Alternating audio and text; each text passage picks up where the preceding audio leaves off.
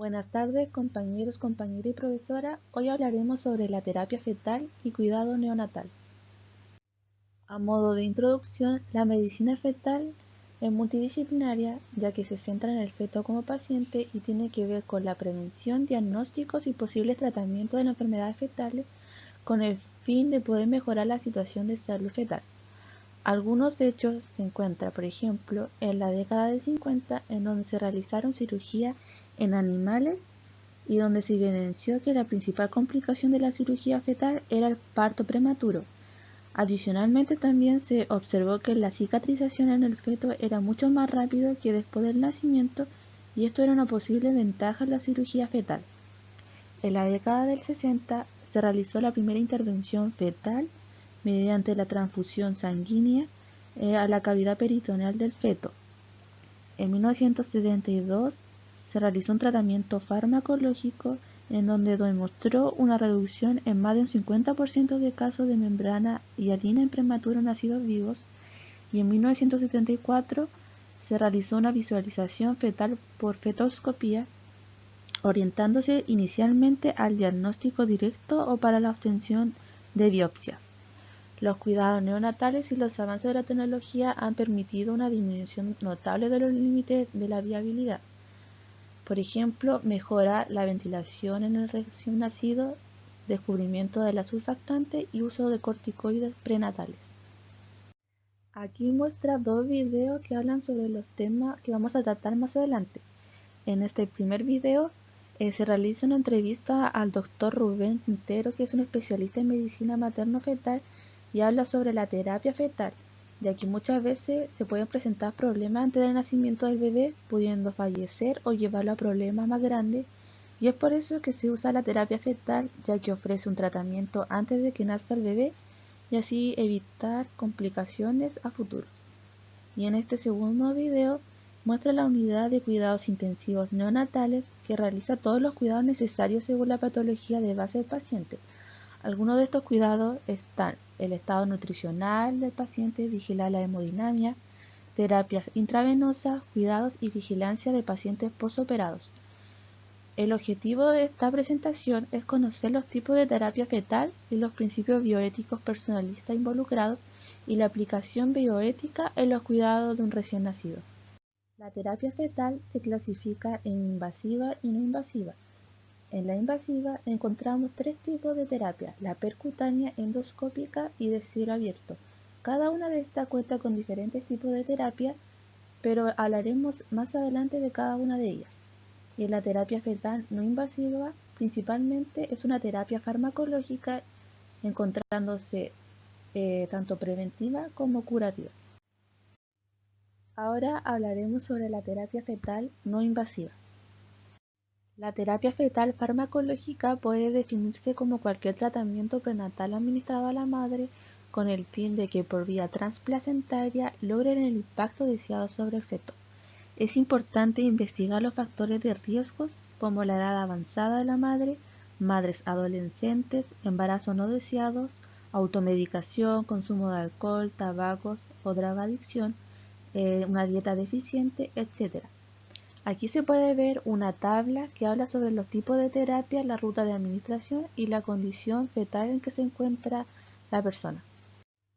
La farmacoterapia fetal preventiva encontramos el ácido fólico, que una ingesta materna de suplementación diaria de ácido fólico puede reducir algunos riesgos que pueda presentar el niño, como por ejemplo la espina bífida u otro efecto del sistema nervioso central. Por otra parte, encontramos corticosteroides, en donde la administración de determinados corticosteroides a la mujer puede reducir un parto prematuro y así también puede reducir los riesgos de complicaciones relacionados con la prematurez. En la farmacoterapia fetal curativa encontramos las arritmias cardíacas. Importante la detección cuidadosa de la frecuencia cardíaca en todos los embarazos, y el tratamiento principal es darle un antiarrítmico a la madre. También encontramos las taquiarritmias, que principalmente es una taquicardia supraventricular, y el fármaco de primera línea es la digoxina. Principalmente estos medicamentos están asociados con riesgo de proarritmia y mortalidad en la madre y el feto. Además encontramos la bradiarritmia, en donde este grupo tiene una alta incidencia de insuficiencia cardíaca congestiva y requiere marcapasos permanentes postnatales. Y en el bloqueo auriculoventricular congénito se asocia con una relativa alta morbilidad fetal. La tirotoxicosis es una enfermedad rara que ocurre muy pocas veces en embarazadas y el resultado de una transferencia de inmunoglobulina estimulante de la tiroides de la madre al feto, y esto pasa a través de la placenta, en donde estos anticuerpos se unen a la tiroides fetal y estimulan los receptores de la hormona TSH y aumentan la secreción de la hormona tiroides. También se encuentra el hipotiroidismo fetal, que está vinculado principalmente a un hipertiroidismo materno. Se ha empleado la inyección intraamniótica de L-tiroxina iniciado el tratamiento a las 34 semanas de gestación. Ahora hablaremos de la terapia fetal invasiva. La terapia fetal percutánea permite aplicar todos los principios de la medicina al feto. Es importante informar adecuadamente a la familia y especialmente a la madre sobre las complicaciones que pueda presentar este tipo de procedimientos, como por ejemplo el feto puede desarrollar una respuesta hormonal de estrés en los procedimientos invasivos. Esto eleva la posibilidad de que el feto pueda sentir dolor en el útero. ¿Y cómo se puede revertir este tipo de condición? A través de la administración de analgesia o anestesia. En este tipo de procedimientos se debe estar siempre guiado por un ultrasonido. Encontramos el amniodrenaje, que consiste en la introducción de una aguja de número 19 o de mayor calibre a la cavidad amniótica, y este busca poder disminuir la presión intraamniótica provocada por el aumento del líquido amniótico. También encontramos la obstrucción urinaria baja, que consiste en la descompresión precoz de la vía urinaria. El pronóstico de estos tipos de obstrucciones es malo, con una mortalidad asociada al 60%, y en los casos severos puede incluso llegar hasta un 100%. Previo al procedimiento se debe realizar una punción y aspiración de la vejiga fetal, en donde el análisis bioquímico y citogénico de la muestra de orina fetal permite estimar el pronóstico y poder seleccionar las pacientes a las que se le realizará una derivación vesicoamniótica. Se encuentran las colecciones líquidas intratorácicas, que corresponde a la compresión intrauterina del mediastino, ya sea en condiciones de malformaciones adenomatosas quísticas o derrames pleurales. También se encuentra la estenosis aórtica crítica, que el objetivo es lograr una circulación biventricular, y esto se realiza introduciendo una aguja en el ventrículo izquierdo fetal. Son procedimientos percutáneos que se realizan a través de una aguja fina, con alto riesgo para el feto, pero no así para la madre. También se encuentran los quistes ováricos, que la mayoría de estas lesiones corresponde a quistes foliculares. Han propuesto la punción de esta lesión en caso de complicarse. Sin embargo, los casos en que se han realizado estos tipos de terapia no han mostrado ventajas. Por lo tanto, en la actualidad la recomendación general es no realizar los procedimientos invasivos en caso de presentar quiste ovárico fetal. Por último, se encuentra la transfusión intrauterina, que son el tratamiento a elección en la anemia fetal. La transfusión intravascular principalmente se realiza en la vena umbilical, ya que tiene un acceso directo a la sangre fetal. La cirugía fetal endoscópica corresponde a una técnica de cirugía fetal que se utiliza en diversas patologías, por ejemplo en el síndrome de transfusión feto-fetal, que consiste en una desigual distribución de sangre entre dos gemelos, que se produce una comunicación vascular en fetos que comparten la misma placenta. El tratamiento principalmente es una fotocoagulación. Este consiste en la visualización directa de los vasos comunicantes que atraviesa el ecuador de la placenta y realiza una coagulación con láser de estos vasos. El síndrome de perfusión arteria reversa se encuentra caracterizada principalmente por una presencia de una placenta única y de una comunicación anatómica arterio-arterial entre los dos gemelos. La alternativa terapéutica para este tipo de casos ha sido el parto selectivo del feto a cardio o la interrupción de la comunicación. En la primera alternativa, el parto selectivo debe realizarse por medio de una histerectomía, pero presenta riesgos como por ejemplo el posterior parto prematuro, la rotura uterina o hemorragias puerperales, y además va a requerir la madre una hospitalización prolongada. y la hernia diafragmática congénita, que consiste en colocar un balón intratraqueal endoscópico entre la semana 25 a 30 semanas de gestación y se retira en otro procedimiento en la semana 34 a 35. Por último, se encuentra la cirugía fetal abierta, que consiste en una laparotomía, histerotomía o amniotomía, que se expone hasta el dorso fetal. Esto es una técnica similar a la que se le realiza en la etapa postnatal. Este tipo de cirugía tiene tanto beneficios como riesgos. Dentro de los beneficios se encuentra el cierre del defecto en la etapa prenatal, que disminuye a la mitad de la necesidad de derivación ventrículo-peritoneal y mejora la función motora. Y dentro de los riesgos se encuentra que aumenta las complicaciones fetales, en especial prematurez. Se encuentra, por ejemplo, el nacimiento antes de las 34 semanas, y también presenta riesgo para la madre, por ejemplo, el defecto de la cicatriz de la histerotomía. Ya, ahora hablaremos del cuidado neonatal, que habla principalmente de que un niño recién nacido es la imagen misma de vulnerabilidad. ¿Y por qué vulnerabilidad? Porque es un sistema abierto que aún no se define o termina de desarrollar y está principalmente condicionada por el cuidado de otras personas, como por ejemplo, en este caso, el cuidado de la familia que le da al recién nacido, o también el cuidado que se le da a los profesionales de la salud. Los cuidados neonatales han tenido cambios radicales a los pasos de las décadas y, como se mencionó anteriormente en la introducción, han tenido mejoras, principalmente mejoras en la ventilación o el descubrimiento de surfactantes o también el uso de corticoides. Quizás antiguamente los recién nacidos no tenían o tenían bajas posibilidades de poder sobrevivir debido a que no se tenían las condiciones necesarias para poder realizar procedimientos a los pacientes. Pero hoy en día esta mejora en la tasa de sobrevivencia vino acompañada de una importante morbilidad asociada. Ya, aquí se pueden ver los cuidados paliativos perinatales, que están principalmente dedicados a proveer atención médica a los niños diagnosticados prenatalmente con alguna enfermedad que limite muchas veces su esperanza de vida, y también le da un apoyo necesario a los padres y a los familiares, principalmente a los padres porque son los que más sufren durante esta etapa. Estos cuidados se le dan a los padres en aspectos psicológico, espiritual y social, principalmente como ayudar a la etapa de duelo, y a los recién nacidos atienden tanto el dolor y los síntomas físicos que puedan presentar el bebé posterior a su nacimiento, y estos cuidados se dan desde el momento del diagnóstico hasta la evolución, incluso hasta la muerte del bebé, incluyendo el parto y posparto. En Chile, entre el 2002 y el 2001, la tasa de mortalidad infantil fue de 7,85 por cada 1000 nacidos vivos, siendo el 35% causado por malformaciones congénitas. Aquí se puede ver una tabla que habla sobre los diagnósticos que pueden tener los recién nacidos, el promedio y la mayor sobrevida. El diagnóstico principalmente son diagnósticos prenatales. Por ejemplo, la anencefalía, que tiene un promedio de menor de 24 horas con 55 minutos, y la mayor sobrevida son a los 10 meses o a los 2 años y medio. Me equivoqué, creo.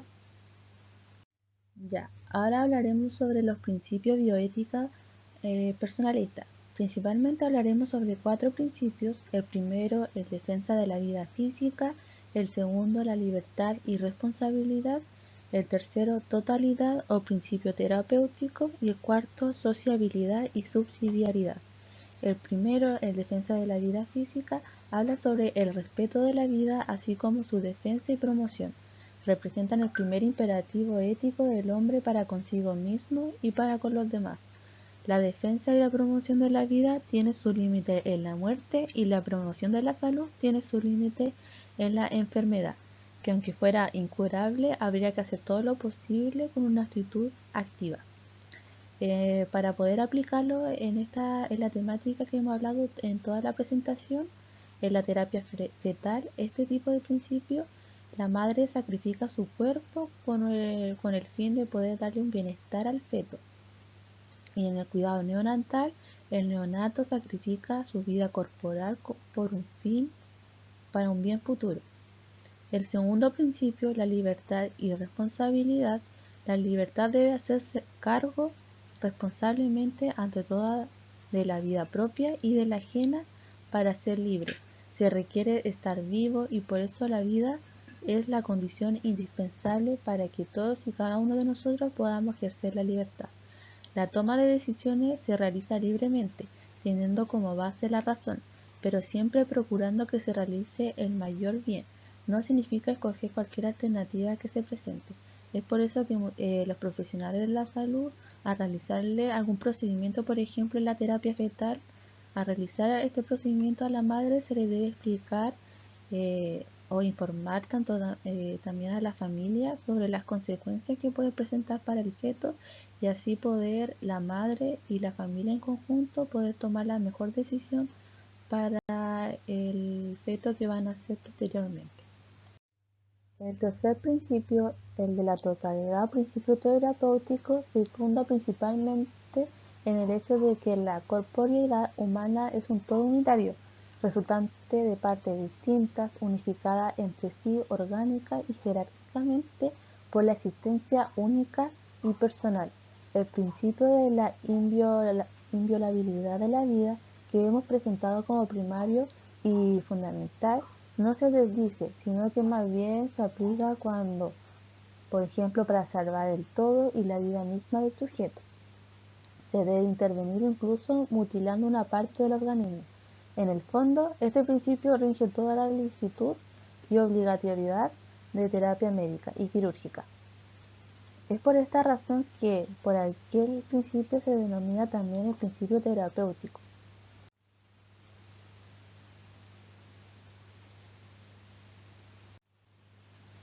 Y ante todo, este principio terapéutico exige algunas condiciones para poder aplicarse. Por ejemplo, que se trate de una intervención sobre las partes del enfermo o la que se causa directa del mal, para salvar el organismo sano, que no existe otra manera y medios para enfrentar la enfermedad, o también que haya una posibilidad proporcionalmente alta de éxito y que se cede el consentimiento del paciente. Algunos autores, incluso teólogos, han pretendido ampliar el concepto de totalidad al exterior del organismo físico y de la corporeidad, abarcando así en el horizonte de la terapia también las dimensiones psicológicas y el bienestar subjetivo psicosocial de la persona.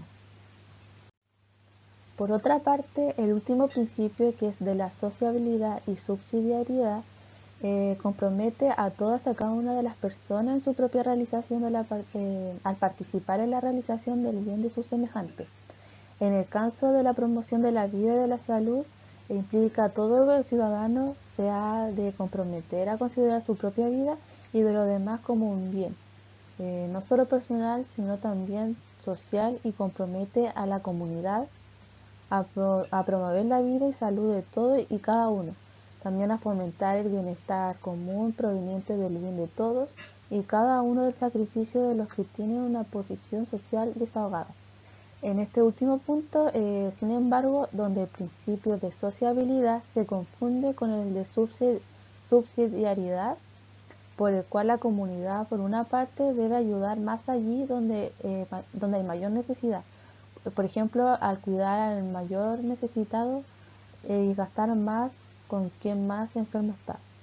Y por otra parte, no se debe suplantar o sustituir a la libre iniciativa de los particulares o de gusto, sino garantizar su funcionamiento.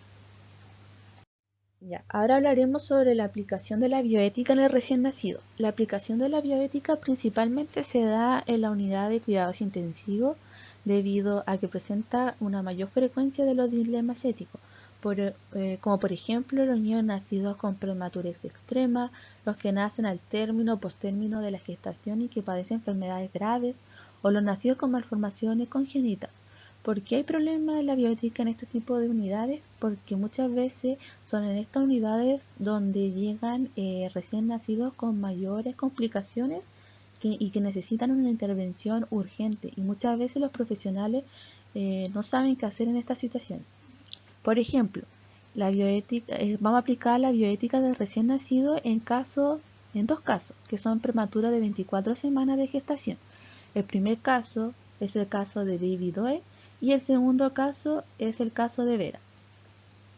En el primer caso habla sobre el nacimiento de esta niña, que es Jane Doe, el 2 de abril de 1982, que nació con síndrome de Down y atresia de esófago, pero falleció el 16 de abril del mismo año a consecuencia de no recibir ningún tipo de tratamiento por parte de los profesionales de la salud, principalmente porque los padres decidieron que era lo mejor para ella, no realizarle ninguna intervención.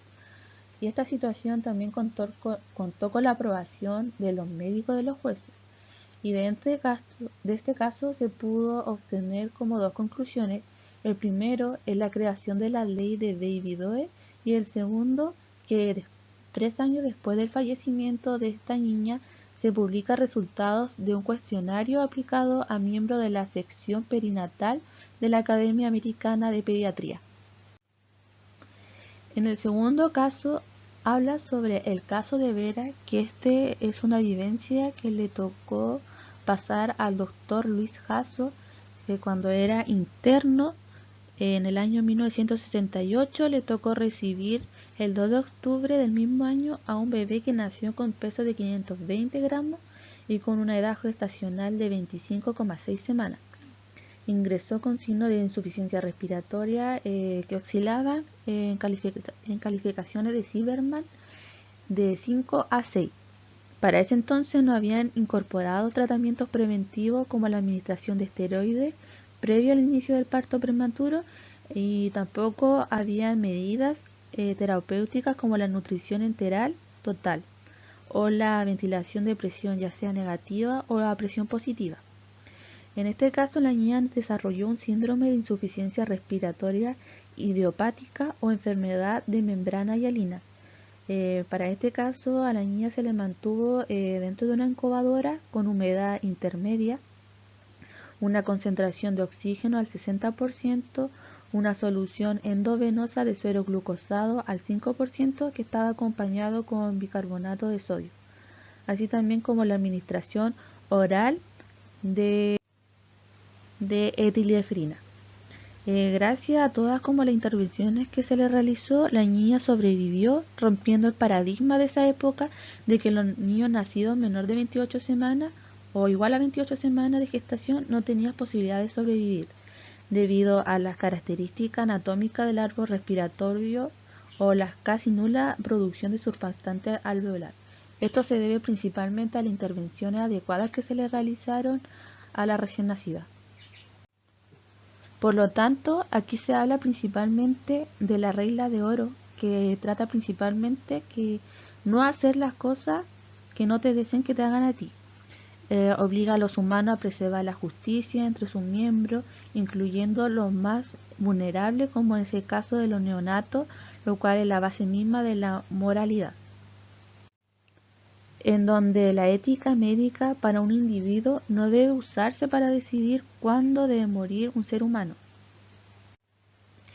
Si existe la suficiente evidencia de que la muerte es inminente y el tratamiento que se le realice no va a curar al recién nacido, es obligación del médico asegurarse de que la muerte de este recién nacido o de este individuo pueda ocurrir en situaciones de dignidad y de confort.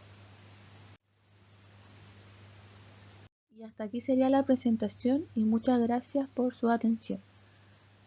Aquí se encuentra la referencia que usamos para esta presentación por si tienen alguna duda.